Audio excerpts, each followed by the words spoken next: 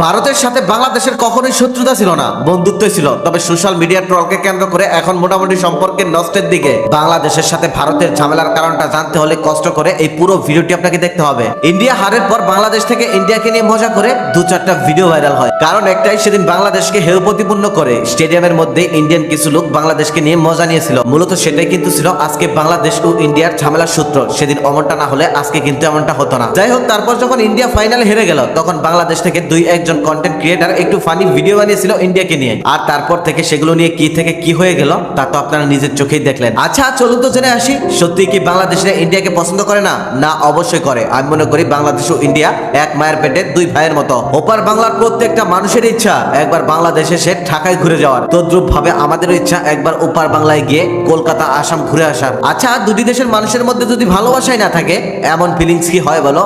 কখনোই হয় না। দেখুন, বাংলাদেশ একটি মুসলিম রাষ্ট্র, সাম্প্রদায়িক দেশ এটি। এদেশে 70% মুসলমান বসবাস করে ও 30% অন্যান্য ধর্মের মানুষ এখানে বসবাস করেন।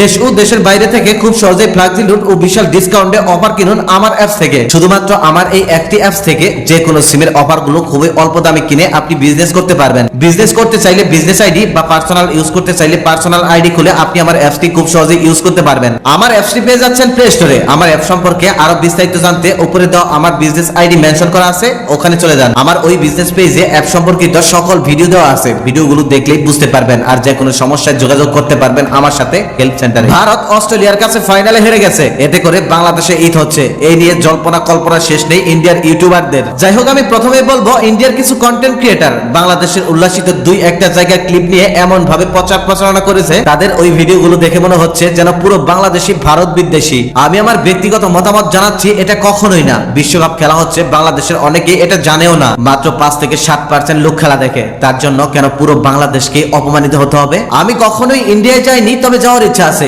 ওপার বাংলার অনেক মানুষের সাথে ফোনে কথা হয়েছে, তাদেরও একটা ইচ্ছা, একবার হলেও বাংলাদেশ ঘুরে দেখে যাবে। অনেকেই এটাও বলেছে বর্ডারের সে দেয়ালের ওই পাশ থেকে বাংলাদেশ দেখেন তারা, যতদূর চোখ যায় ততদূরই দেখেন। আমি আমার পরিচিত কাউকে দেখিনি বাংলাদেশকে নিয়ে বাজে মন্তব্য করতে বা নেগেটিভ চিন্তা ভাবনা করতে। কিছুদিন আগে ভারতের কিছু লোক স্টেডিয়ামের মধ্যে বাজেভাবে বাংলাদেশকে অপমান করেছিল, তাই হয়তো ভারত হারার পর বাংলাদেশের কিছু মানুষ একটু ফানি ভিডিও বানিয়েছিল। তবে এই ইস্যুটাকে এতটা বাজেভাবে ছড়ানোর কোনো মানেই হয় না। শুধুমাত্র একটিবার ভেবে দেখুন, বছরে প্রায় 40-50 লক্ষ মানুষ ভারতে যাতায়াত করে। কেউ ব্যবসার জন্য, কেউ চিকিৎসার জন্য, আবার কেউ বা কাজের জন্য, আবার কেউ বা ঘোরাঘুরির উদ্দেশ্যে। আর ভারত থেকে বাংলাদেশে কতগুলো মানুষ চিকিৎসা ও ঘোরাঘুরির জন্য আসে, খেয়াল করে দেখছেন? এটার সংখ্যা খুবই কম। এখনো প্রায় 15-20 লাখ মানুষ ইন্ডিয়া থেকে টুরিস্ট ভিসা নিয়ে ইন্ডিয়াতে কাজের উদ্দেশ্যে যায়। এখানে তো অস্বীকার করার কিছু নেই, সত্যি তো আর চাপা দিয়ে রাখা যায় না। যারা যারা ভারত হারার পর আনন্দ মিছিল করছেন, তারা কি পারবেন এই মানুষগুলোকে ফিরিয়ে এনে কাজের ব্যবস্থা করে দিতে? পারবেন না। আর যদি ভারতের উপর এতটাই আপনাদের ক্ষোভ থাকে, তাহলে ভারতের পণ্যগুলো বর্জন করুন।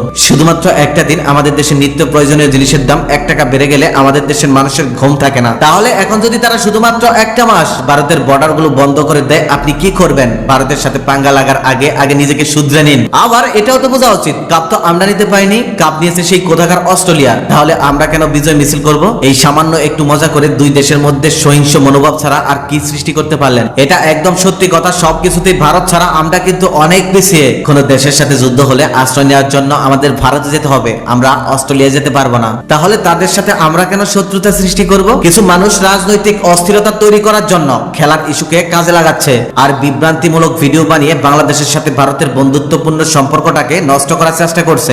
সবশেষে একটাই কথা, ভারতের পরাজয়ে যারা আনন্দ মিছিল করছে, বাংলাদেশের পরাজয়ে তারা ইচ্ছা করে বাজি ফুটাতে পারতো, কই তখন তো ফুটাননি। আপনাদের কাছে একটাই অনুরোধ, এই 30-35 লাখ রোগীর চিকিৎসার ব্যবস্থা বাংলাদেশেই করেন। আবার যারা ব্যবসার কাজে ভারতে যায়, তাদের ব্যবস্থাও বাংলাদেশেই করেন। আচ্ছা, তারপর গিয়ে না হয় আনন্দ মিছিল করেন। আমি মনে করি এই সমস্ত সাম্প্রদায়িক ভেদাভেদ ভুলে গিয়ে দুই দেশের মধ্যে যে বন্ধুত্বপূর্ণ সম্পর্কটা আছে, সেটাতে যেন টানা না পড়ে। অল্প কিছু মানুষের উল্লাসে পুরো দেশকে দোষী করা কখনোই ভালো মানুষের কাজ নয়। আমার এই পোস্টের কারণে কেউ কোনো ধরনের কষ্ট পেয়ে থাকলে আমি আন্তরিকভাবে দুঃখিত। এপার বাংলা আর ওপার বাংলায় সামান্য একটা কাঁটাতারে বেড়া মাত্র। আমাদের সবারই মাতৃভাষা বাংলা, আমরা বাংলায় কথা বলি। আমার দেশের সীমানায় আরো কয়েকটি দেশের সীমানা হয়ে গেলেও ভারতকে আমরা নিকট আত্মীয় মনে করি। প্রতিবেশী দেশ বলতে আমরা ভারতকে চিনি। আমার মনে হয় ওপার বাংলারাও এমনই। হাতে গোনা কয়েকজন মানুষের জন্য নিকট আত্মীয় দেশের সঙ্গে ঝামেলা হোক, তা অন্তত আমি